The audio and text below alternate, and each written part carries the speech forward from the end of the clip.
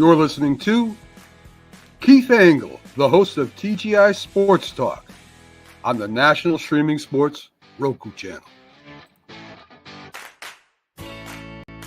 Whoa.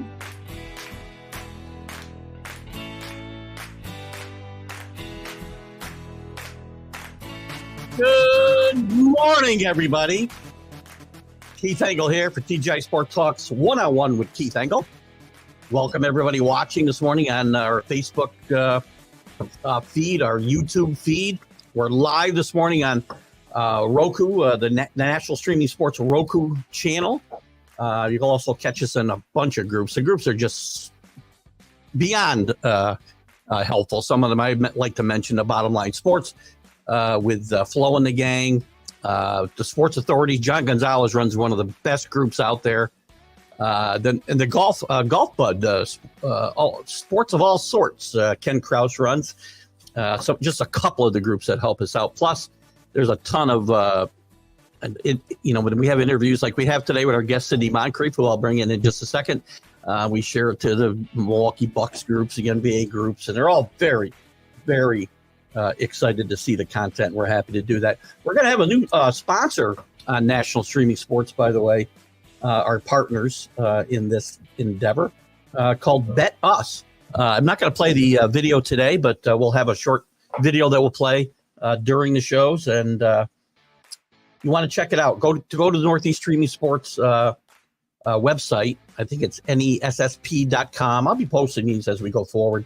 I just got this information last night, so we'll start pushing that a little bit. And we want to say a quick shout out to Ralph Williams at RW Media. Ralph does some great stuff there, including the Sports Corner with Smoke and Jim Frazier every Tuesday from 4 to 6 p.m. Eastern Time. And thumbs up, DDH. Good for you. And welcome all of you with us.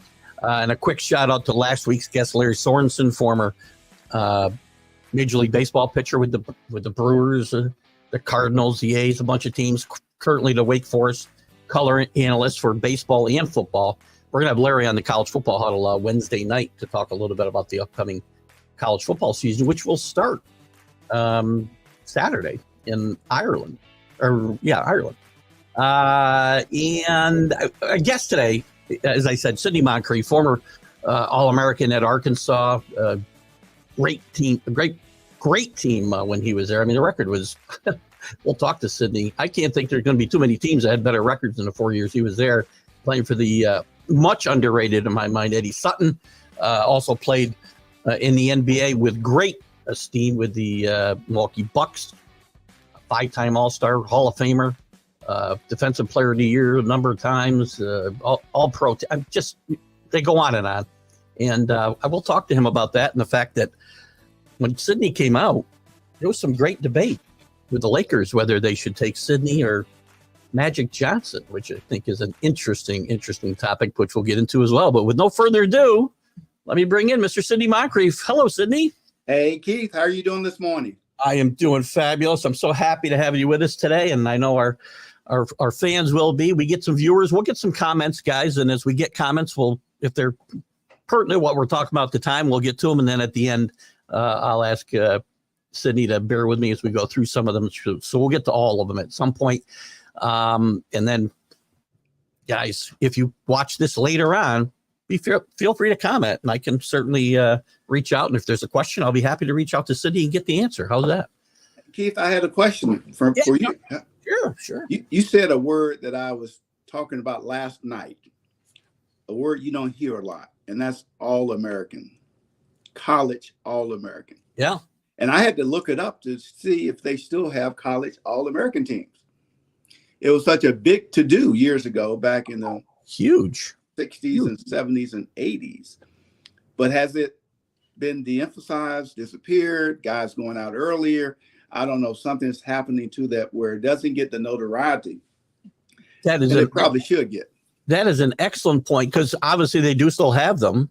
And when I was growing up, again, I'm a couple years behind you, but I grew up watching college basketball in the early 70s through 80s. You knew who the All-Americans were every year. Always knew. I couldn't tell you who the All-Americans were last year. I looked it up. I couldn't even tell you. Yeah. Right. It's a lost art. Well, it's funny. I want to start here, but since we're on this topic, I'll stay on it. I mean, do you think it's because I think it's got a lot to do because of the one and done? So I don't know the players. In your day, I was a Marquette fan when I was growing up. I loved Al McGuire, but you knew all the players. Lloyd Walton, who I know you played with the Bucks for a while, I've had on the show, was one of my favorite players when I was a kid. But you knew who they were because they were there for 4 years, right? Yes. Or at least 3. Yes. They weren't playing as a freshman. And today they're one and done, a lot of them. That plays into it, don't you think?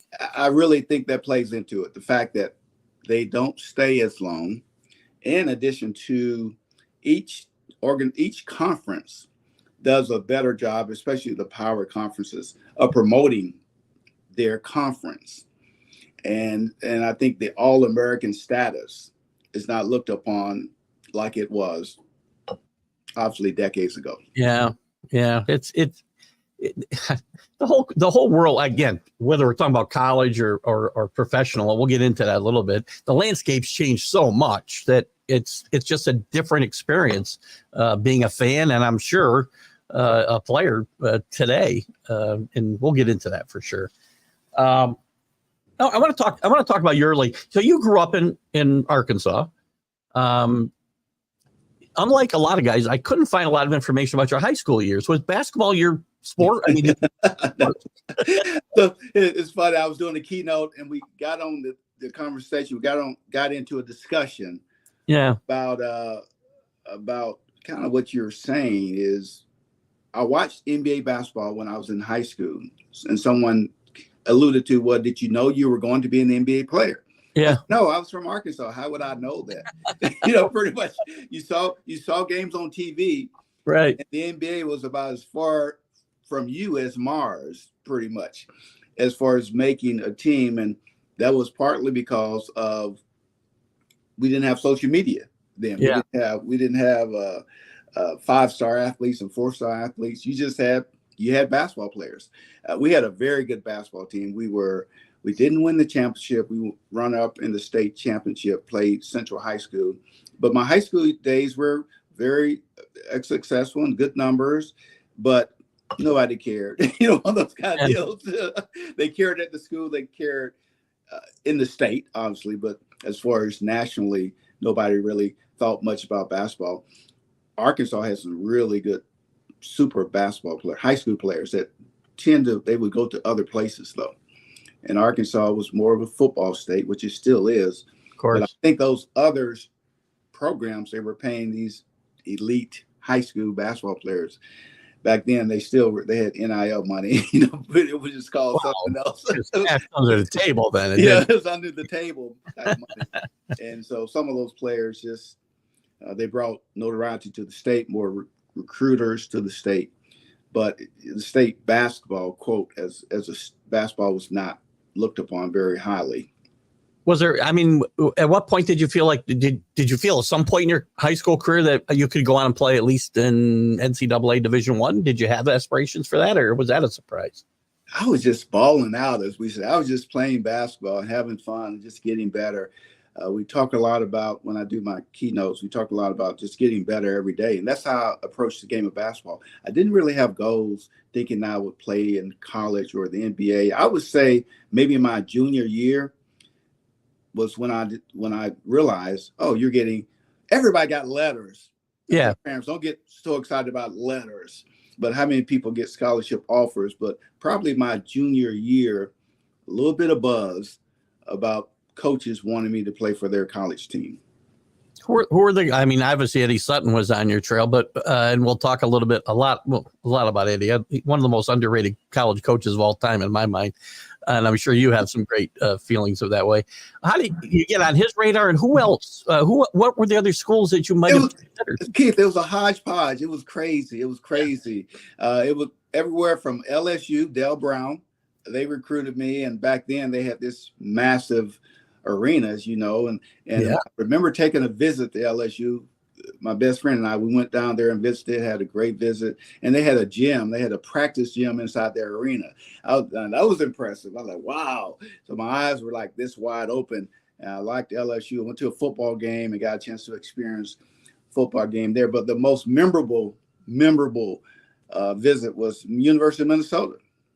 Musselman was the coach, and I was recruited. Michael Thompson was up there as one of their players. I went in September around birthday time, and Minneapolis, nice city, and we were at a football game. Minnesota was playing someone, I forgot. I think Tony Dungy played for that team. And I was watching them play, and all of a sudden it started snowing in September. I'm like, oh, hell no, I won't be going here, because I'm an Arkansas guy. And, I like good weather. But we went to a great steakhouse. And so Minnesota recruited me, LSU, Oklahoma State, Arkansas. Interesting. Yeah, I had a really good group of, and the word was out that I was not going anywhere but the University of Arkansas. And it did limit. Someone told me later, well, nobody was coming to Arkansas to recruit you, Sidney. A lot of teams wanted to recruit you, but the word was out that you were going to University of Arkansas. So they didn't want to waste their time nor money traveling to Arkansas to recruit you. That's interesting. Before I move on, that's an interesting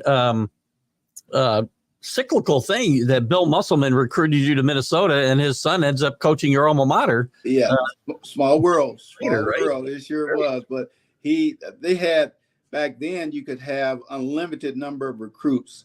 If I recall, I could be exaggerating, but they must have 14 guys on that visit, which was a lot I thought. Yeah. They were just picking and choosing. You could actually play, or we did play a little bit of games, and you got to play against guys that were from other states. And you got to gauge how good you really were, because before that, you only play guys within the state. Now you go to LSU or you go to Minnesota, and you're balling against guys from Detroit and Chicago and all these other places.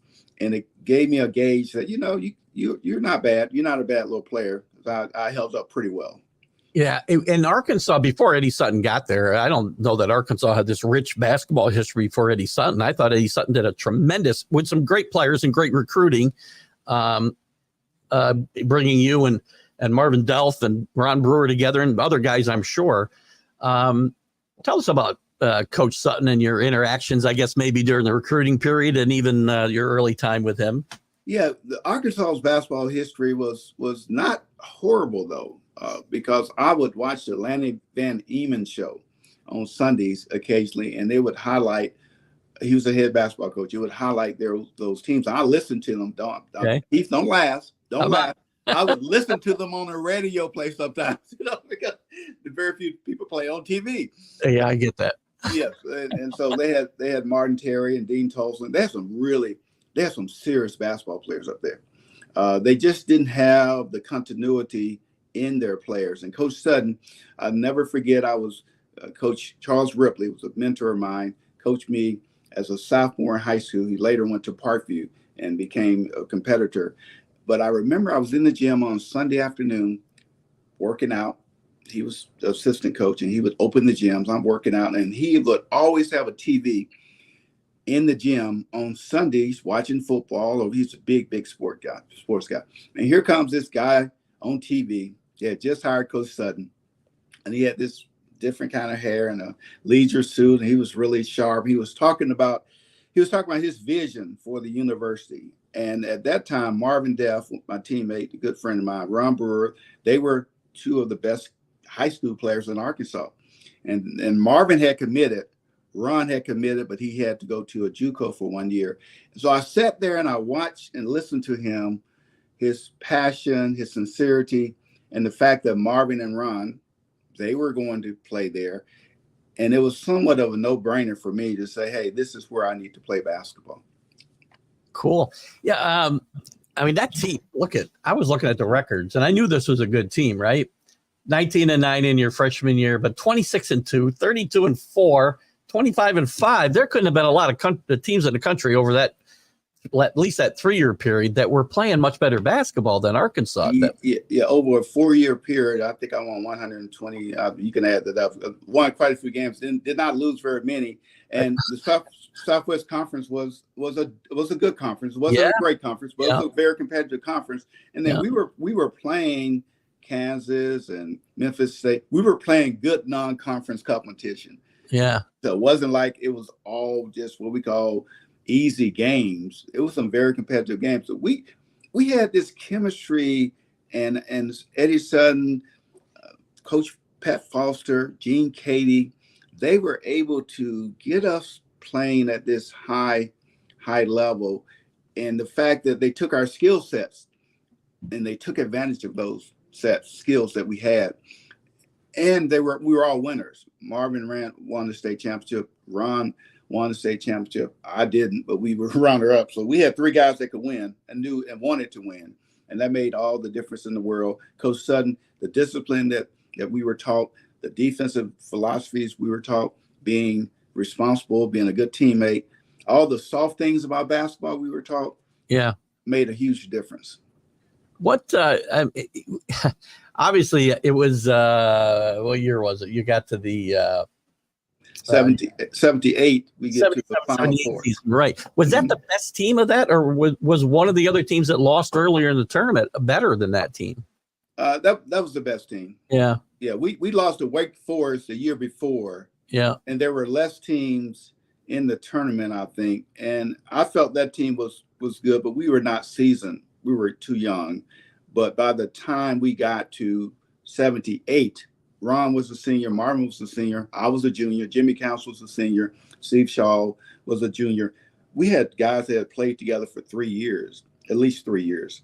And that was no doubt our best team. I remember a great game. You had some great, you beat UCLA in that run, who was still, a national power at that point. I remember, and I think it was the regional semifinal. I was a senior in high school then, and we were on a varsity club trip. And I remember watching that Cal State Fullerton. Oh, wow. Yes. That was a great college basketball game. That was good. What was the best game? What was the game that you remember the most? It could be a win or a loss, I suppose. What was the most memorable game for you in college? Two games. In college, I tell people you can remember college when you play 11 years in the NBA. As you know, Keith, the games kind of run together. Yeah. And people can ask you, what game do you remember? You're like, I don't, but college, two. One was the University of Houston versus Arkansas. Otis Birdsong was on that team. And they were coming into the Southwest Conference, this huge powerhouse. Their first conference game was against Arkansas. People didn't really know us. That game was on TV. People didn't know much about Arkansas. Of course, people knew about Houston because of Evan Hayes and career. Sure. That the history there was rich in basketball. Right. But they come to Barnhill, and we're locked in. I'm saying we were always intense and locked in. We really locked in. Like we're gonna show. We beat them 90-something to 40-something. It was something, and I don't know the score. We beat them so bad. We were so dominant in that ball game. And that was our coming out party, as people say. That was the game that so put us on the map where people said, wow, these guys can play basketball pretty well. Yeah. That was a very important game in the history of the university. The second is UCLA, the game you alluded to at Albuquerque, New Mexico, in the pit. And they were still a good team. They had David Greenwood. They had Keegan Vandeweghe. They had Burrow Hamilton. They have some really good players. So it was still a good team. It was still UCLA. And they're like, as you know, that's the king of the hill right there. Right. Playing UCLA. And we beat them. We were beating them pretty badly. It ended up being a close game. And that game, I went up for a dunk. David Greenwood blocks the dunk. I hit the ground. And then we played Cal Fulton a day later. In today's world, I wouldn't have played the entire tournament. I would have been out for 2 years in today's world. Yeah. But I played the Cal Fulton game. I didn't realize I probably played with a concussion and some serious injuries, but I didn't know that. I was just playing. But looking back upon it, I wasn't my best self. And then we played Kentucky, and I wasn't my best self because that was a quick turnaround. But I thought that game, that particular incident, hurt our chances because I wasn't 100% like I should have been or could have been. You feel like Kentucky went on to win the national championship that year. Do you feel like if you'd been healthy, this team could have reached I felt like had I been healthy and had I not gotten into foul trouble, we had a good chance of beating Kentucky. Back then, it was Kentucky, Duke, North Carolina, Arkansas, and they were all big teams. Notre Dame, wasn't it Notre Dame?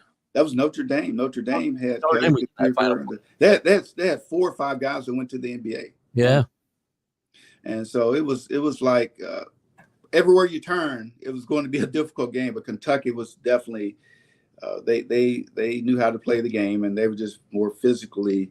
They overpowered us, and we could not utilize our quickness because we got in foul trouble early. That hurt our team quite a bit. You obviously became, through the years, your success at Arkansas and then your success in the NBA maybe helped you become more the face of that team.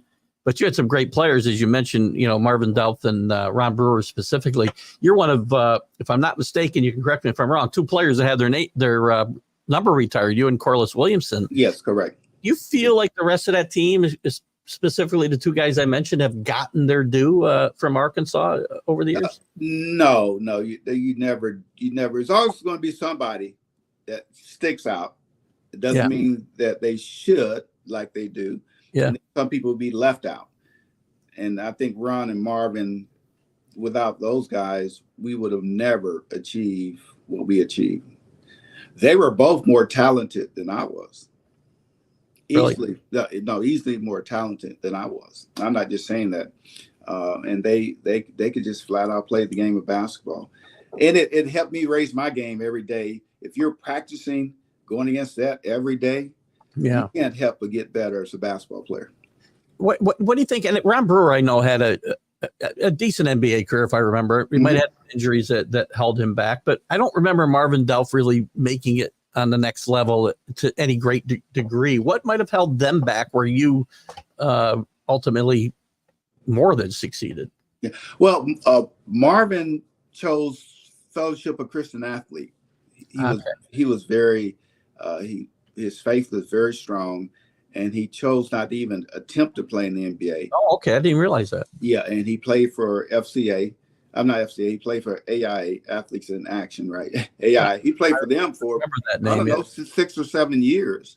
Yeah. Traveled the world and gave his testimony.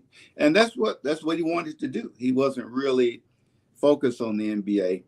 He could have played in the NBA, but he chose not to. Ron played about 9 to 10 years. Yeah. He had a steady NBA career. He moved around a lot, but he was very a good NBA player. He had some injury issues, I think, as well, didn't he? I know he had a few. He had a few, and then he played under George Gervin. And that was a kind of great story to where Gervin goes out and Ron scores 40 and 40 or something. He could really shoot and score the basketball. So he did have a good NBA career. The difference was I just kept getting better. I mean, I don't know how to explain it more than that. I was pretty locked in. I'm probably a little more intense because I had to be. I wasn't as talented as Ron and Marvin, which meant I had to play harder, lock in more, and just play more aggressive. I was an aggressive kid, not a bully, but I was an aggressive kid growing up, and that transferred very well and making me I think a little better basketball player. There was a guy that you played against your last year in the tournament. You lost to Indiana. I think you lost to Indiana. Did you lose to Indiana State? We did. And Larry Bird, obviously, in Magic that season was the big story. What was it like playing against Larry Bird? And did you have did you know then that he was going to become the great player that he became? Well, I did, and here's why. The summer before that year, we played together for about 6 weeks.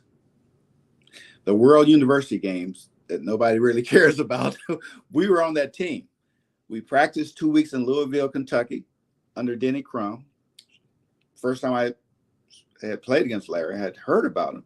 I knew then he was going to be great. The 2 weeks in Kentucky and Louisville said, oh, yeah, this guy, he can play. And then we played, like I said, 4 weeks together after that overseas. So I was familiar with Larry and had a lot of respect for him as a player. And so, yeah. You mentioned international play. the only Olympics you would have had a chance to play in because the pros weren't playing when you got there until 92. We know that.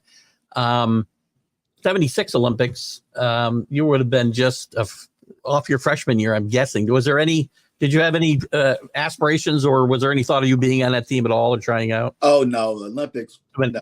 A good team. Yeah, it was a good team also. And then college, the players from college were from the bigger schools, quote, sometimes. Yeah. Arkansas was not to that point in 76, and nor was I good enough.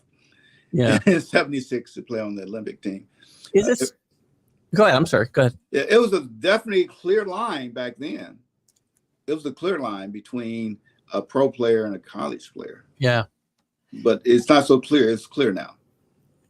Just as we're just coming off the Olympics, I thought to ask that question. I mean, do you think it's something, because as you got better in college, there wasn't going to be an Olympics, obviously, while you were still in school, and the pros were still, I guess they played maybe the year after you retired, maybe if I've got my math right, which my math is fuzzy sometimes. So I graduated from Perth. I always make this little comment, and some of the Perth teachers probably get mad at me, but I don't math as well as I probably ought to. I think you would have missed it by 1 year. I'm not sure if you would have been able to play at that time anyway, because of where you were at in your career, but is that something you would have liked to have experienced? Keith, not really. No, it just never really appealed to me much. Really? It just seems like it was so far away. Yeah. The fact that when I probably could have played 76, I wasn't good enough to play. Yeah. So after that, you transition to the NBA, and you couldn't play at that point, right? At that point, and I'm always the type that I didn't really get into things I couldn't control. I didn't think about them too much. I never thought about the Olympics. It's so funny you would ask that. I never thought about like the World University Games. That was my Olympics, and I didn't realize the magnitude of that. I was just invited to try out and play, and I did because I like playing basketball. But beyond that, I would not have even known anything about the World University Games. Interesting. I mean, back then there was several international competitions. I don't even know if they're there anymore. The World Games that you talked about, the Pan Am Games, I remember. Oh yes, that's right. The Pan Am Games was a big deal then, and I don't think they even play those anymore. Since like FIBA's taken over and the pros are in, they play in all these different international competitions, but it's a little bit different now. So tell me a little bit more about Eddie Sutton, your relationship with Eddie, and what he meant to your career, your life, whatever. Well, he had. If you with someone 4 years, I always like to say this. I coached in college 1 year as a head coach, and I like college because you could impact kids. Yeah. I always like to say, if shame on you coaches, if you have a kid that plays for you 4 years and they leave the school the same as they did when they got there. Now it's a little different now because you have the limit on the amount of times you can practice and do certain things with players. But back then we had no limit. And Coach Sutton was the reason I was exposed to so much outside of basketball. Something as simple as going to a nice restaurant when you travel. Yeah. I didn't take it for granted because it was so far away, but once you get to college, you remember the meals, you remember the nice restaurants you would go to all the time, and how you would be taught how to etiquette, how to act or behave at the dinner table.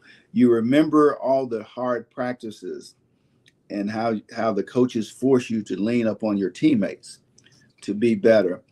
Coach Sutton did something very simple and intentional when I was a junior, going to be a senior. I was a junior. Ron and Marvin, they were seniors. And we had a great year the year before. We lost. I forgot who we lost to, but that was a good team also. And then after practice, Coach Sutton said, Ron, Marvin, Sidney, I want to see you guys in my office. And I'm thinking to myself, you don't normally go to the coach's office to chew the fat. Back then, if a coach wants you in the office, you've done something wrong. And so we're like, what the heck? What did we do? So we kind of mosey up to his office, and he sat us down.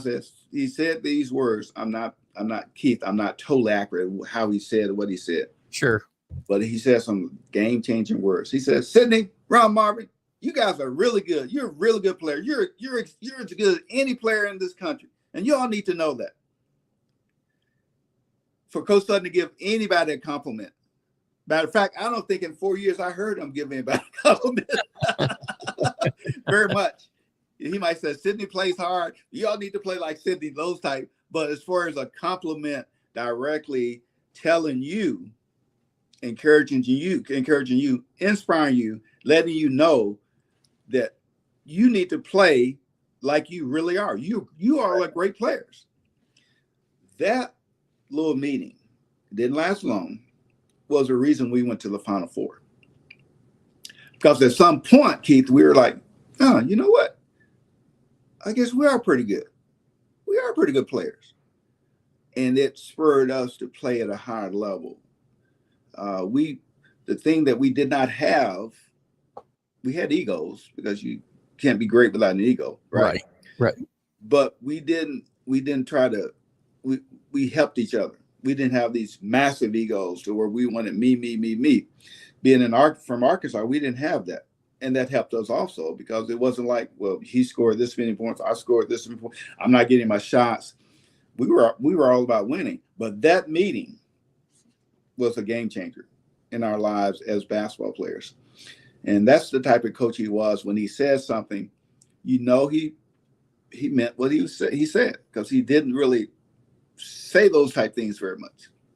Do you feel like Coach Sutton, we're a lot of years now past his coaching career and his passing, sadly. Do you think he gets his due as good a basketball coach as he was? Do you think he gets his due? No, he doesn't. I think anybody that played for Coach Sutton, yes, he does. Anyone that's been around him, yes, he does. But just for basketball people in general, and you have so many tremendous coaches with resumes, and you can't glorify everybody, right? That's just about somebody will be left out. I said that earlier with Ron Marvin and myself. Yeah. I think Coach Sutton fit in that category, because you could say Bobby Knight or Dean Smith. You can just kind of name some coaches, John Wooden. You can name these coaches, but you can't name 10. You can only probably name consistently 4 or 5. Yeah. Everybody will know 4 or 5. So some coaches will be outside that little bubble, and he was one of those coaches. But if you watch him coach, if you watch him interact with players, if you saw how this kid might have been when they got there, just had Darryl Walker from Chicago. Yeah. Tough kid. Darryl was totally out of control when he got to Arkansas. He was only half out of control when he left, but he helped turn Darryl into this very valuable player and very valuable person. He's done that over and over again between Patsy Sutton, his dear wife, who passed before he did. He's done that. And to me, coaching is more than about basketball. It's about, are you shaping these young men to go into this world and make a difference? And he did that. I was always drawn. I was, again, I'm a Marquette fan, but I was drawn to his teams for whatever reason when he was at Oklahoma State and Arkansas. He had I'm sure the lack of a national championship does, again, he doesn't jump to some people's mind because of that. Do you think his situation and in Kentucky affects it as well? And was it a smart move for him to actually go to Kentucky at that point in time? No, I don't personally. Yeah. I just think people look at it, but I don't think it skews how they think of him as a coach. You're more right when you said, in my mind, you always think who won the championship. Yeah. If you didn't win a championship, you're not considered a great coach. Yeah. Well, not sometimes, a lot of times you are a very good coach, but you have very good players. You have the best players, and the best players make you the best coach more than the best coach make them the best players. So I think that's part of it. Well, great coaches get the most out of their players, right? They may not win it all, but they get the most out of what they get. The most out of their players, and they're still competitive. They still win games, and when they leave that school, they're good citizens. Yeah, they're not perfect, but they're good citizens. I mean, you were close to the situation. You were gone, obviously, from Kentucky from Arkansas when he decided to go to Kentucky. I remember thinking at the time that it probably wasn't a good fit, and it wasn't maybe the best move for Coach Sutton at that time. Did he ever talk about that or have any feelings about that? No, but I don't know if I heard this from Coach Sutton or from another coach. Might have heard from Coach Sutton, but I know I heard this from a coach. They said 11 years is about the length of time a coach should be anywhere. 9 to 11 years. Yeah.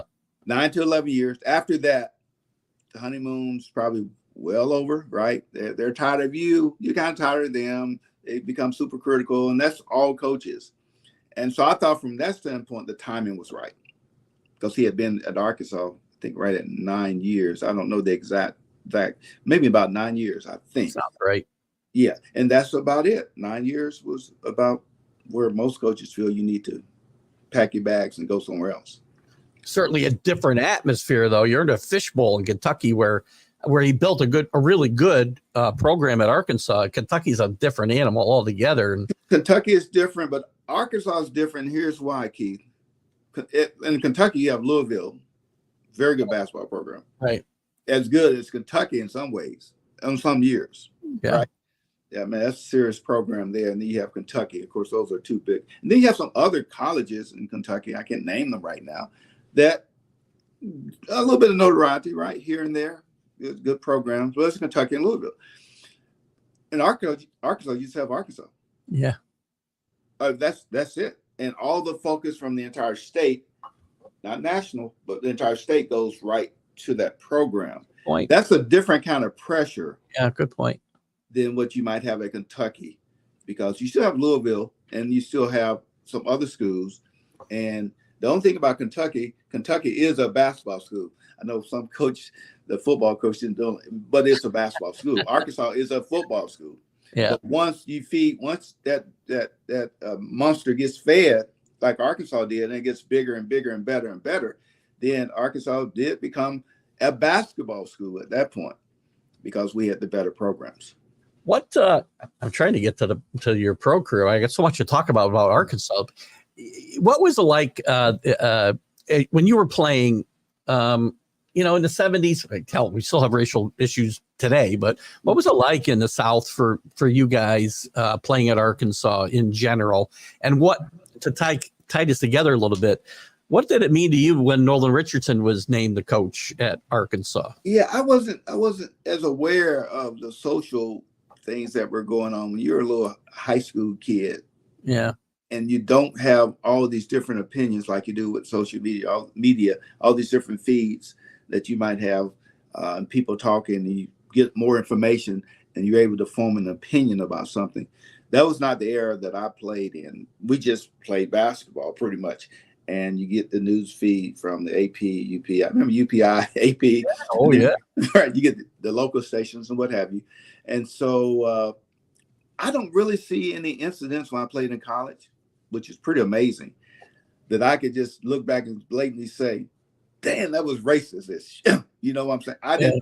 I know there was subtle stuff that happens. I think when you're tied to a basketball team, we didn't have a lot of that I saw. Now in the NBA, that was a little different because now you're traveling maybe to LA, or I remember a friend Junior at Bridgman and Harvey Catchings, we would just go all these different places. So we're in Boston. We just wanted to go on Newberry Street or one of those streets. And we just want to look at Oriental rugs or something. And every door we knocked on, people would just say, you had to ring their doorbell. They were like, Boston, yeah. Yeah, they were like, no, you're not coming in here. You're not coming in here. Those type incidents when I played in the NBA, LA might go to Beverly Hills Mercedes store, and the people looking at, why are you in here? So you got more of that in the NBA, I think, because you were not with a team, you were normally with an individual or two. Makes sense. And so there were certainly more blatant discrimination in the NBA. It still was a big deal when Nolan got the head coaching job, though, at Arkansas, right? It was huge. It was huge. But I never looked up on it, and I should have. Like I said, I wasn't really aware as I should have been Yeah. that they're hiring a black coach. Now I would be very much aware now since I'm older and I understand the ramifications of all those different things. But I remember talking to Nolan after he took the job. He was treated so badly by some fans. Yeah. And he was extremely disappointed and despondent about all the things that people were saying about him. And it was just not good for some years. And he was able to turn it. Talking about having resilience. He was able to just keep going, turn it. His daughter had died and he was in a strange place and he just kept the grind and got it done. Good man. Good yes, man. he is. Great man. I've read and certainly a great legacy for sure.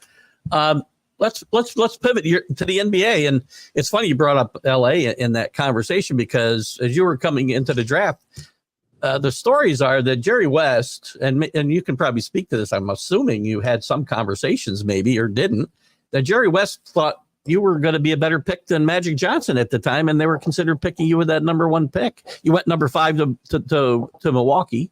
What are your recollections of that time? Keith, I've never had a conversation with the Lakers. As a matter of fact, I never had a conversation with the Bucks for that matter. I never had a conversation with Detroit. It was just, I think what Jerry West thought was, Jerry West was a shooting guard. I was a shooting guard. Yeah. I don't think he thought I was a better player, but I think that he might have thought I might be a good fit at the shooting guard spot for the Lakers. Gotcha. Because Norm Nixon, was Norm there? I think Norm Nixon was there. Norm Nixon was there before Magic got there. Yeah. So they Norm is a combo guard, but I don't think Jerry West, the brilliant basketball mind, at some point he knew Magic was special.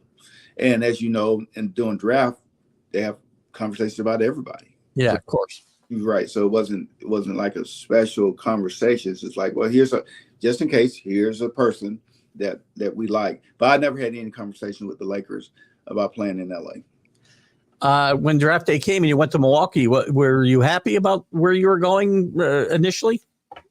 Didn't know anything about it. I'm an Arkansas guy. It was all I knew it was cold. You've been to Minnesota, so you've been to Minnesota. Like I said, Minnesota's close to.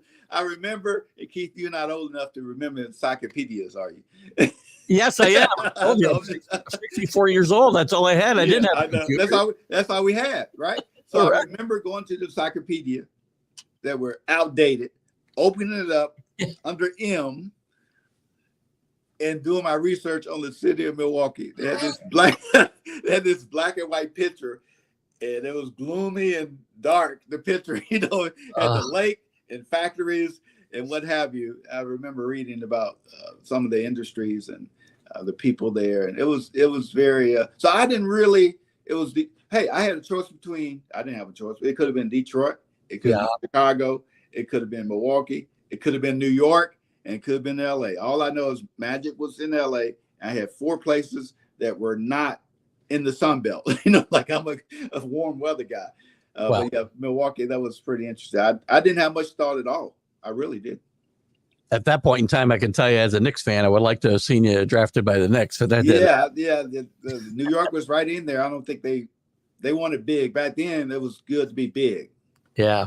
Yeah, everybody wanted big centers. That might have been around the time they got Bill Cartwright. I'm not sure.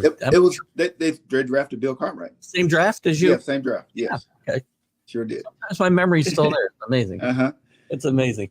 I'll bring up this question that Chris has because it's certainly relevant to where we are. So in your first season with the Bucks, you're obviously a youngster with that's a different question. That's not the one I wanted. I'll leave it up there. Pat Cummings was one of your teammates as a rookie. I wanted to get into some of your other teammates, but do you still stay in touch with Pat? Which one, Pat Cummings? Pat Cummings is the one he's talking about. Pat passed. He died. Did he pass away? He did. Well, he died at 50 or something. Oh, I didn't even know that. Yeah. He passed, but Pat we came in the same year, and God, he was a great. We call him. That was a club called Park Avenue, right in Milwaukee. He was a scrapper, wasn't he? Yeah, he was a scrapper. He would come to practice and games like he's always coughing because he was hanging out. He was hanging out and balling. One of those kind of guys. We call him Park Avenue.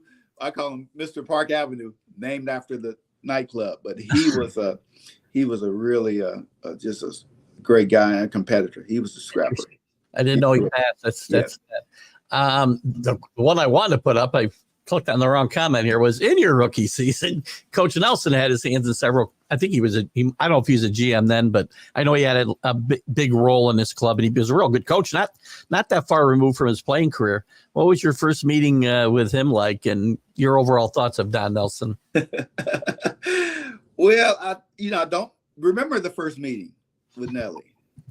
It's kind of weird, isn't it? I don't remember that. I do remember him in training camp because he was so intense. Yeah. And they worked us, John Killalay, and they worked us, Keith, they worked us so hard in training camp. And I thought I know Coach Sutton worked you like really extreme practices. Then I got to the NBA and it was extreme practices with Nelly. I just remember the attention to detail and his feel for the game. Those are things I remember about Nelly. He really had his hand on the pulse of what it was like to be a player, and he could look at a player's skill set and he could figure out how to put that player in a position to do well. And to me, coaching and leadership is all about putting your players, staff in a position to succeed. And he was a master at that. He was a very good coach. And I remember I was a good defender when I got to the NBA. Yeah. Now I was good because we practiced defense 3 hours per day at Arkansas, right? And I was a physical player. And I remember first practice, not maybe the first practice, but a practice. And we're doing this defensive drill. And Nelly gave me my first critical defensive tip that really helped me a lot. He just said, Sidney, you got to be more physical. You cannot play defense with these players against these players in the NBA with that much space. Get up in them. I was like, that's simple, right, Keith? Simple, but very important lesson. And so I learned that being physical as a guard was very important. It disrupt timing. You redirect players. Sometimes it can get in a player's head because no one likes contact. And sometimes people say a certain player doesn't like contact. A certain player doesn't like to be pressured. Guess what? Nobody likes contact and nobody likes to be pressured. So he gave me some really good tips, even as a rookie, that helped me to become a very good defensive player. What was the biggest difference? I mean, you're playing basketball at the highest college level, still obviously great competition and players. What was a big difference transitioning to the NBA? I mean, more great players, I'm sure. Speed. Right? It's like pro football. It's the speed of everything. In college, you could catch a basketball. You had maybe a millisecond to get your shot. You had a little bit of time. You can shoot the basketball. In the NBA, you catch somebody's right there. They're on you. They're in your space that quickly. And there was a speed. I had to guard Brian Winters every practice, junior bridgeman, but Brian was probably one of the best in setting guys up coming off that single double pick and roll. I'm not picking single double pin downs. And he would just torch my butt every practice because I didn't understand the concept of space. Yeah. And eliminating space. And when you're a defender, that's what it's all about, eliminating that space and making sure you reroute guys. So he gave me a good lesson in how to cover the pin downs, the best lesson. Interesting. I mean, you came into a team that was pretty good already.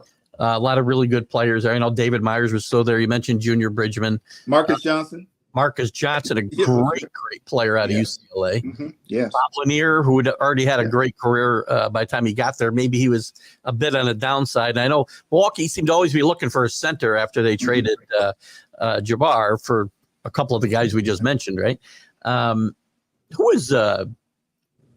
Those were really good teams. And we'll talk, I guess, over a period of years, right?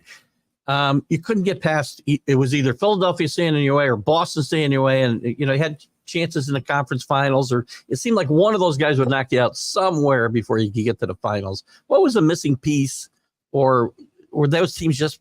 They were just good. Just better. They were just better. Yeah. If you look at Boston's team, and Keith, I have a funeral to attend. Yeah. That came up later. So I have about 5 more minutes. Okay, that's fine. I mean, it didn't, so I have a funeral I need to get to. I'm sorry about that. Yeah, it was it's something that came up after we had scheduled this, and we have to be there at 9:30 or something like that. I might have to pick someone up. It's kind of early, but okay. So those teams, look at Boston's line. They had 5 Hall of Famers. Yeah. Philadelphia had 4 and would have had 5 with Andrew Toney. Think about it. So you're talking about teams that were just stacked. I thought our best chance of winning the championship was when we were in the Western Conference. That's when I first came to the NBA. Milwaukee, we were in the West. Yeah. And we played that Seattle team that eventually won the championship. I think it was 80 or 81, one of the two. And I thought that was we had a shot. Had we beaten Seattle, which was a great team, we had a shot. But those other teams between Boston and Philly, they were just too deep with talent. You had a future teammate that was on that Seattle team. Jack Sikma was on that team. Yes, he was on that team. Right? Yeah, and Jack was. It was nothing like playing in the Kingdom. And I do remember I was playing Seattle in the Kingdom, not in the playoffs. I don't know, it was 30,000 plus people. They would have these massive crowds to watch their team play years ago. Who was the toughest guy for you to defend in the NBA in your time? Well, I had to defend Michael. That's kind of like. I guess that makes it easy. Yeah, and then Andrew Toney was a tough person to guard. He had some really good offensive players, and that was tough. You can't guard a good defensive player can't guard a good offensive player. You just can't do it. I spent all your time yelling, "Help! Help!" Yeah, help me. We talked about some of the great players again. Marcus Johnson, Bob Lanier, Bob Dandridge came back to Milwaukee. If I remember that right. Yes, Bobby D sure did. He'd gone away to Washington. Who was your best teammate? Maybe not the best player. Who was the best teammate for you to play with in the NBA and the Bucks? I had a great relationship off the court with JB and Harvey Catchings, but you know what? It's so funny you would ask me that. On the court, I couldn't even tell you. Yeah. Because the way I played, I was just out there doing what I should do. Just playing basketball and trying to play the game the right way. When you do that, at least for me, I didn't have any like favorite guys to play with. Yeah. People that got me the ball in my spot all the time. I just went out there and played and let things happen. Was there a guy you would have liked to have played with? No. Nobody. Teammates were all. Those are fun teams. I wish those teams got over the top. I remember watching those games in the playoffs and wishing that team could get over the top because it was a fun team to watch. It was fun. I can't think of a place I would rather play than Milwaukee. That's awesome. Sometimes people say, I wish I would have played here and this would have happened. No, I was in the right place at the right time. I have no desire to have done anything else but to play for the Bucks. Before we got to let you go, there's a couple of comments here I didn't get to. Danny Fuller, he's out in LA. He says, Hall West High School under 500 students has been irrelevant since your graduation. Did you we talked about whether you wanted to go to Arkansas or not. He wished you had come to UCLA. He's well, they had paid out all their money to Marcus Johnson, all those guys. That's NIL before NIL. Yeah, we mentioned that. We all know that was going on. He says Arkansas is more known for track and baseball. I know they got a really good baseball team this way, but look at the basketball team's been really good under Eric Musselman. They struggled a little last year, but their track teams are legendary. He's so right. They have been not only cross country but indoor track, outdoor. They're very good in those areas. The NBA is quite different in terms of how the game is played today. Did you notice any changes in the game over the time you were playing? I really didn't notice a lot of changes. Of course, the three-point shot came in, but it was not utilized like it is now. It was sort of like it was there, but nobody paid much attention to it. At some point when I was coaching in the NBA and started coach, that's when they started to try to improve the movement of players to get the scoring up. And so, yes, we saw that, a big difference. And in the way guys process information, it's a little different. We used to have a scouting report that was pretty simple, but it was a good scouting report. And now when you put together a scouting report as a coach, it's just about a dissertation. And, and with analytics, it's gotten even more information. So I think it's definitely information overload, and it takes away sometimes from the instinctiveness of the players, and they just can't retain a lot of information. It's like you didn't even do a scouting report because they don't execute it very well. Analysis, paralysis by analysis in some cases, I think. Yes. In all sports today. We talked about Bob Lanier. Did somebody take you under their wing as a rookie?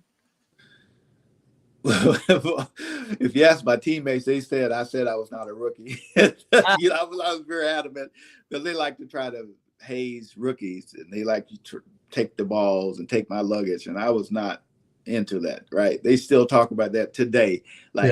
He did not claim being a rookie, but Junior and Harvey, we spent a lot of time together. That was very good to have veterans to spend time off the court with.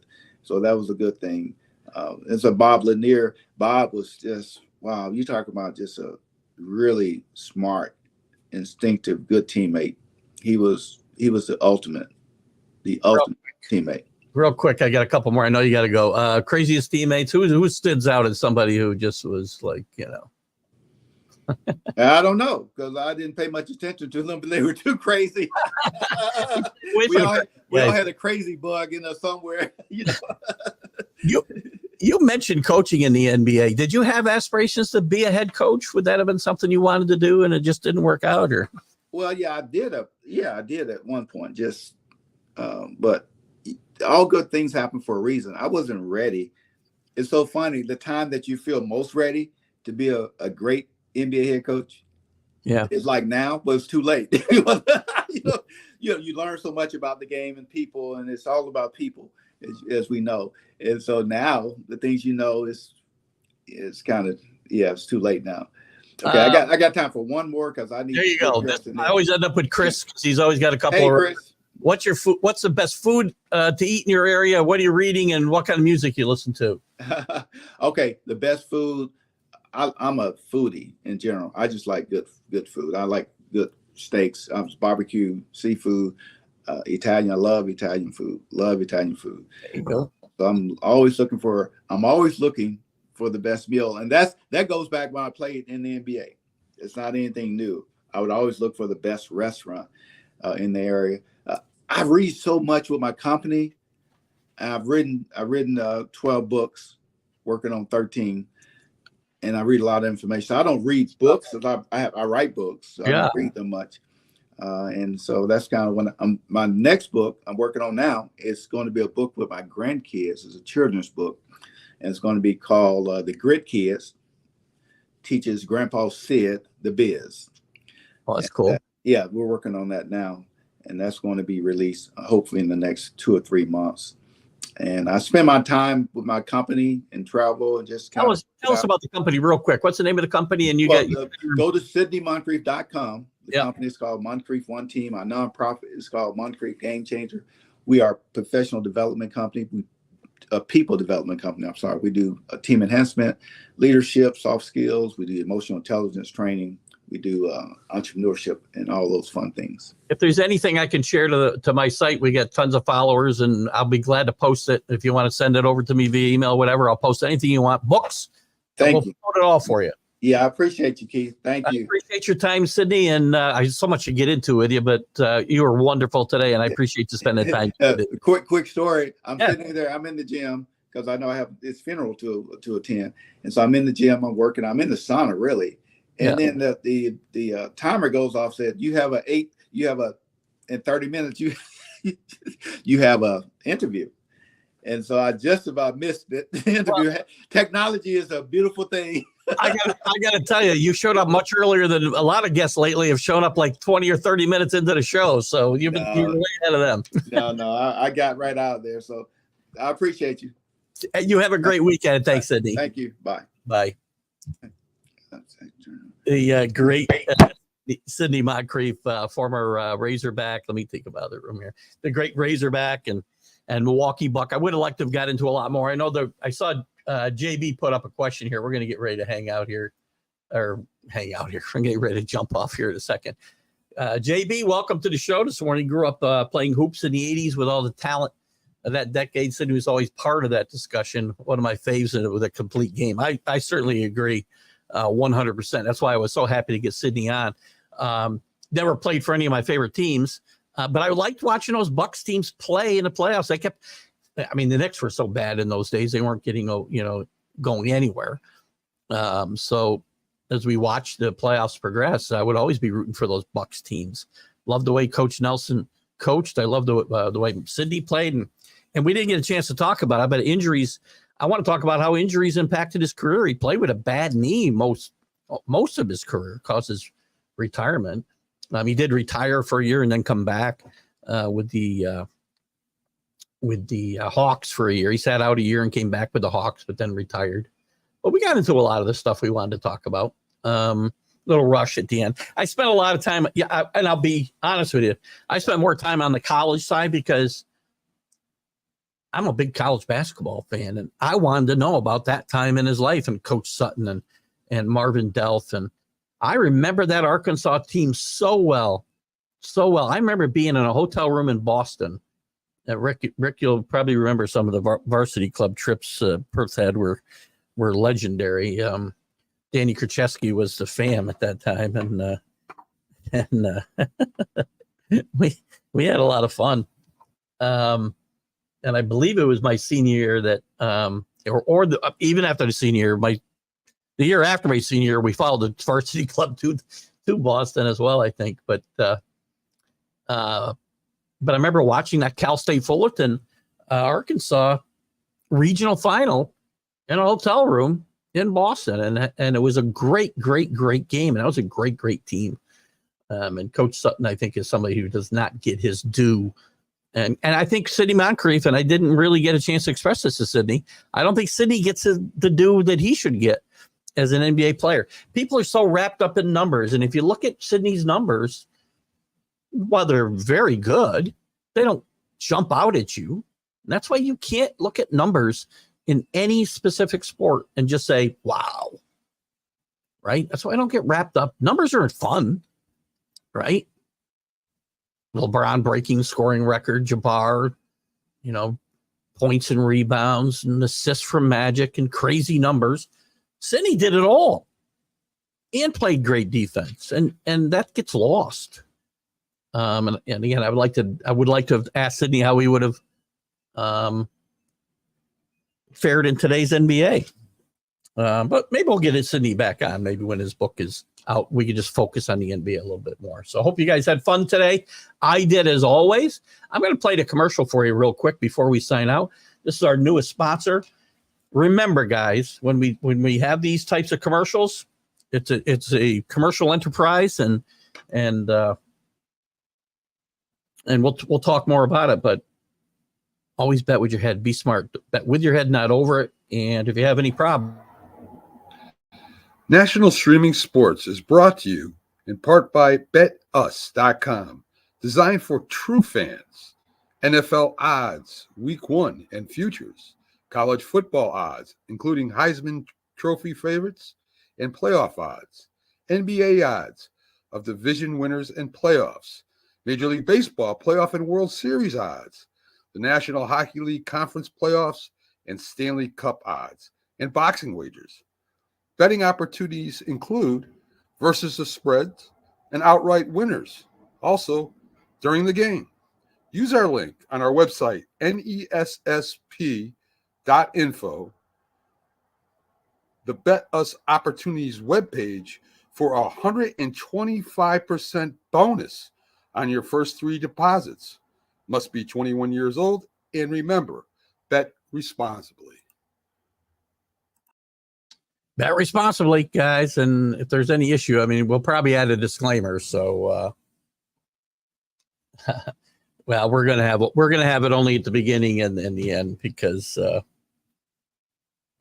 we do have a partnership with National Streaming Sports, and I've made a commitment to do this. It's not going to be long. It's not going to be if Michael Vick is in it, I can't help that. But I use a competitor of. Let me put this back up here. We're gonna sign off here in a minute, but just to I forgot what I was gonna say now. Oh, I use a competitor of Bet Us, which I won't mention here since we're pushing them, and I'll check them out. If you like to make a wager like I do, these sites are good to do. But again, stay within your means, guys. It's easy to not do so.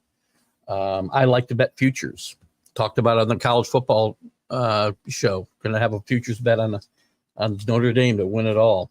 So anyway, they won't be intrusive, Danny. I promise you. Danny had a very. I think maybe I made a funny comment with Danny. We were having a very spirited conversation on the Mac and Jack show this morning about the Michael Penix situation. I think that was it, wasn't it, Danny? I don't remember now. I commented that Danny was we couldn't really talk about what he had put up there. I would say this to Bet US: they probably should use a different spokesperson. I may ask Mac to change that. I may actually do my own spot for that commercial at some point, because I'm not a big fan of that. So yeah, it was about Penix, right? But Danny, and it was I did mean it as a compliment in a way, backhanded as it was. Danny's up at 5:30 in the morning for these shows. At 5 o'clock in the morning if he tunes into the Saturday big football show before the Sunday Stream of Consciousness. So he's very, very dedicated. I'll have my translator place my bets. What does that mean? I don't know what that means. It was before your coffee. Well, yeah, I mean, you made a salient point. I mean, there's probably no right or wrong in that topic we were talking about. I guess I'll continue this conversation for just a minute.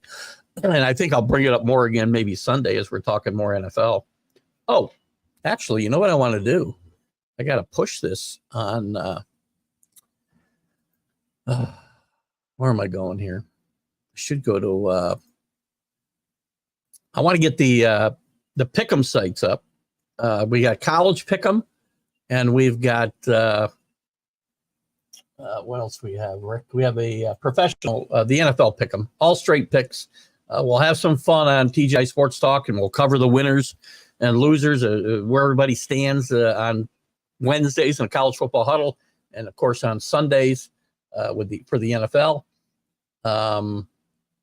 What was my point I was trying to make? Oh, the point about Michael Penix. There's probably no right or wrong here. It's probably all just, to me, if you're all in, you got a quarterback. If you get hurt, you're not going to win anyway. So let me see if I can put these. How do I TGI Sports Talk? Do I want to invite? Here we go. So here's one for college. We'll put this in the comments. And we'll do it. We'll try to have this ready a little bit sooner. See that, and the other thing is it comes up like 7 times, and then we'll do the one for the pros, which is why don't they give them all to me in the same place? I hate this. I got to go to a different place to find the pros. This is going to cause me great problems when I'm making my picks. There it is, right there. Invite friends, copy link, put it in here, and there you go. Danny, Chris, join us, make some picks, have some fun. It's all for bragging rights. Any more comments I missed here? I hope that works. Skip the content. What is this? Skip the content, Mac and John. I don't know what that is. I don't know if it was listening to me or what. What was this? That's too funny, right? That was a fine show. See you this afternoon. Good to have you with us, Chris. Hope you and Danny will get in the pool, and anybody else who watches us. We'll be on with a Major League Baseball update at 3 p.m. Lots to talk about. Obviously, races tightening up, some managerial movement. So lots to talk about, and who knows what discussion we'll have there. Can't just look at numbers. A lot of people that do. So anyway, what do you got here? I just missed this. Rick Sherlock, LOL. That only works for Ohtani. Oh, I didn't get it. Hello. Duh. Story's gone by me already, I guess. So anyway, guys, thanks for tuning in this morning.